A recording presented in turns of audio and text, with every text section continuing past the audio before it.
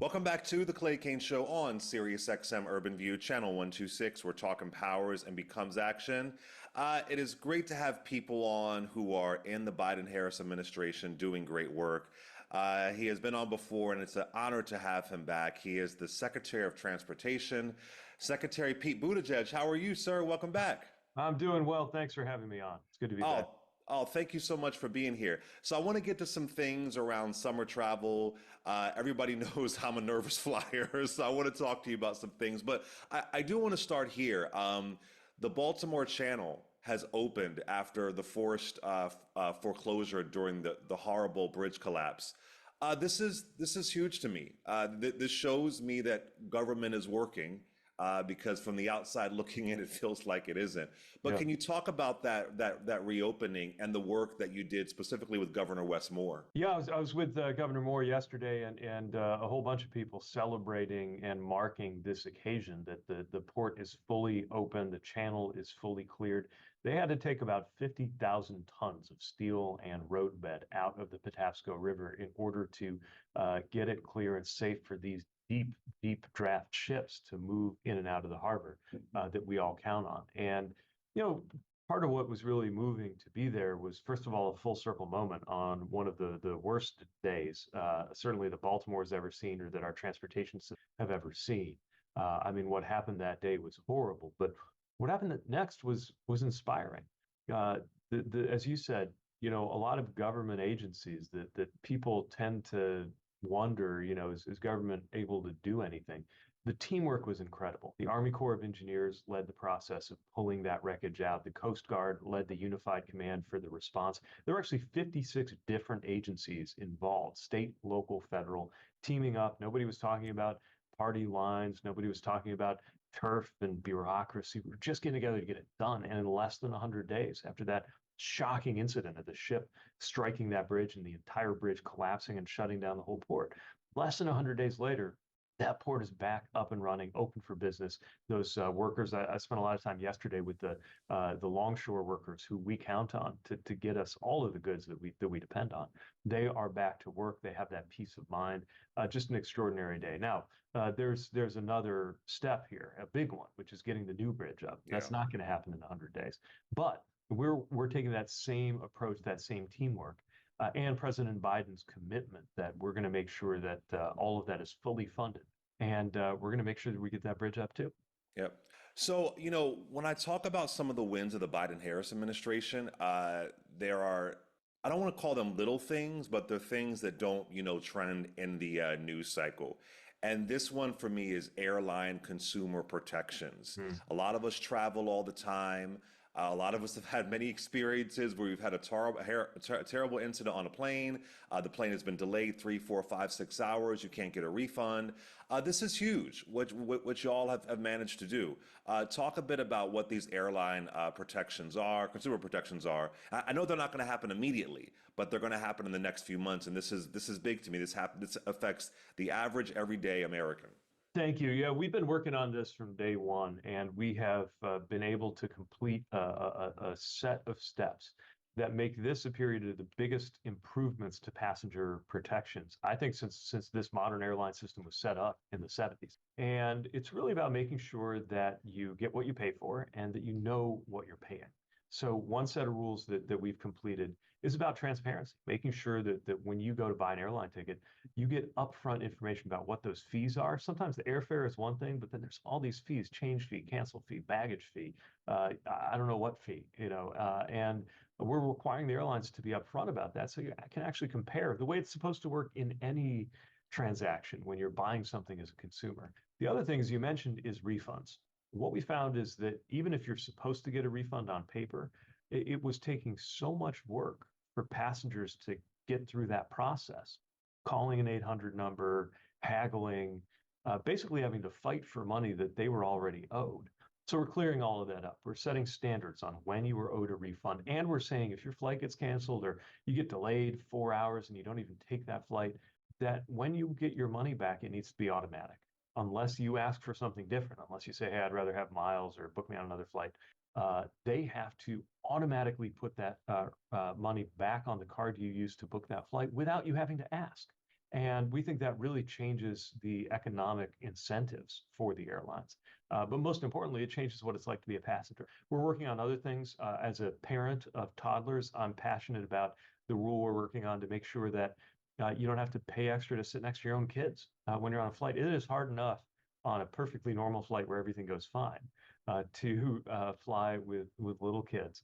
Why add to that by being in the situation where you might have to beg or bargain in order to sit next to your kid? So all of these passenger protections are about making it a better experience for passengers. The airlines don't love it. I mean, they're actually suing us on the Why are transparency. they suing? I don't understand. Why would you sue over transparency? This makes no sense to me. Well, my message to them is, look, in the end, you might not love this, but this is going to be good for the airline industry too, because if you have more trust with passengers, if your customers have more confidence in your product, you're going to be doing better as a business. Now, I guess they don't agree, but we're going to push forward and we're going to defend these rules because we believe it's the right thing to do.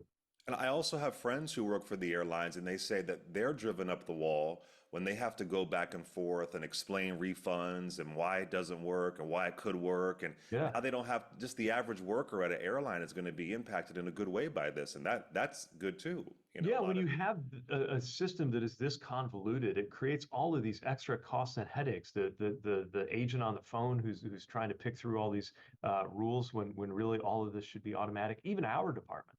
So we have helped get about $4 billion in refunds back to passengers by taking complaints and following up and mounting these enforcement actions against airlines. Matter of fact, we set a record for the toughest enforcement action ever, $140 million to deal with that Southwest meltdown that happened a year and a half ago. oh But goodness, look, the same people that we have chasing down those complaints could be working on other things here at the Department of Transportation. And so I'm also hoping the automatic refunds means we can have them focus on other ways to help make passengers better off instead of chasing after these complaints. Is there any work, Secretary Buttigieg, around Amtrak train travel? Because Amtrak is one of those other Yeah.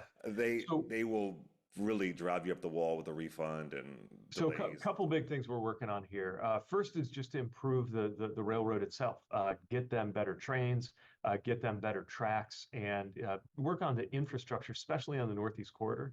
Some Yeah. of it's 100 years old and desperately needs to be repaired, replaced. That's what we're doing. It just wasn't possible before President Biden's infrastructure package because we didn't have the funding.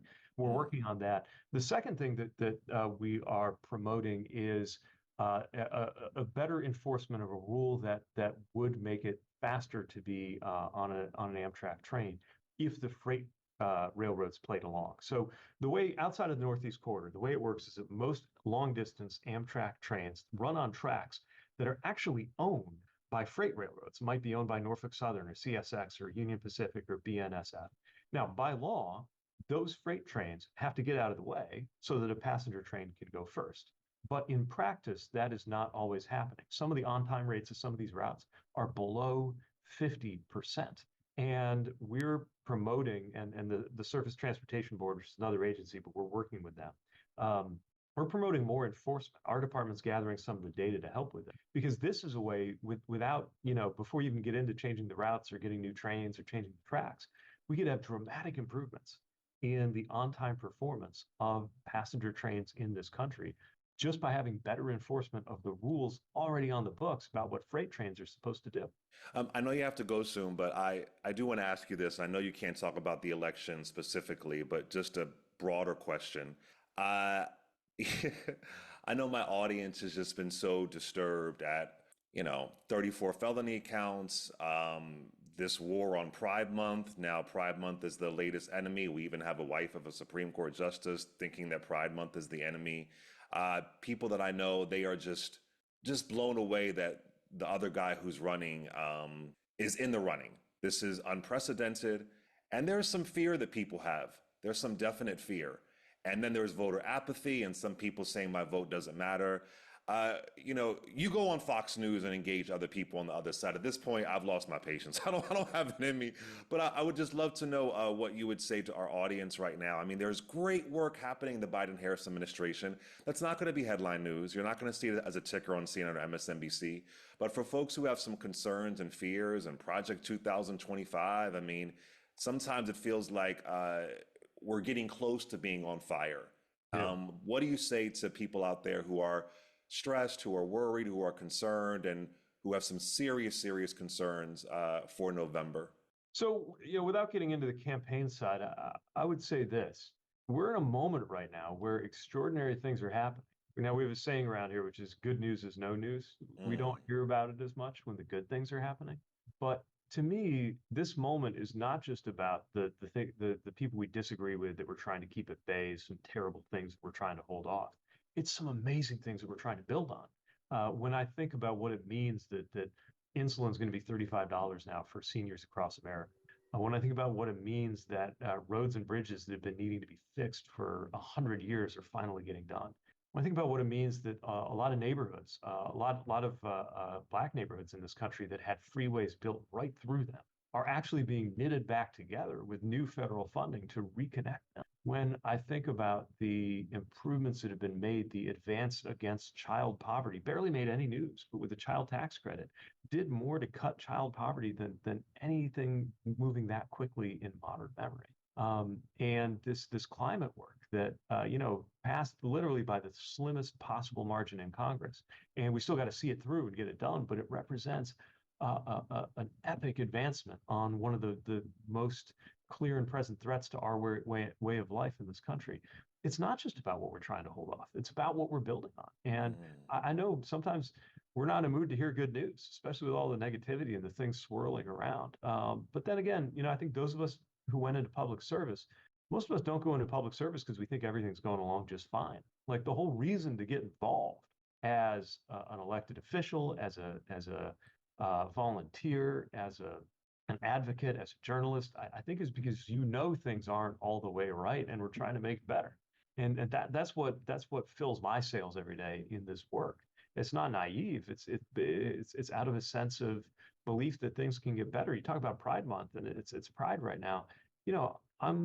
I'm thinking about what it means that when Vice President Harris swore me in for this job, my husband was standing next to me less than 10 years after it was impossible, not just for somebody like me to get a job like this, but literally for our marriage to even exist. And now when I'm not here at work talking to journalists and working on roads and bridges and doing what I do all day, I go home to this amazing family, a son and a daughter and a husband that literally was not legally possible a decade ago. So I know it feels rough and tumble. It feels sometimes dark out there. That's exactly why we're doing this work, and we've got to keep it going. Wow, that is so beautiful. And you saying that, it just makes me think, I don't even know if James Baldwin or Bayard Rustin would have even saw someone like you being the Secretary of Transportation. I don't even know if they would have saw that. So it's the vision that people have, people may have had before. Some of this stuff we may have not have never saw, and to see you there, it really is important. And I want to thank you for your work. You're so great. My audience really adores you, and you're doing really incredible work. And it's great to see government working. That's really, really important, and it's important to highlight it. Thank you so much, Department of Transportation, Secretary of Transportation, Pete Buttigieg. You have a good day. Be safe, okay? You too. Be well. Thanks for All having me. right. Thanks a Bye. lot.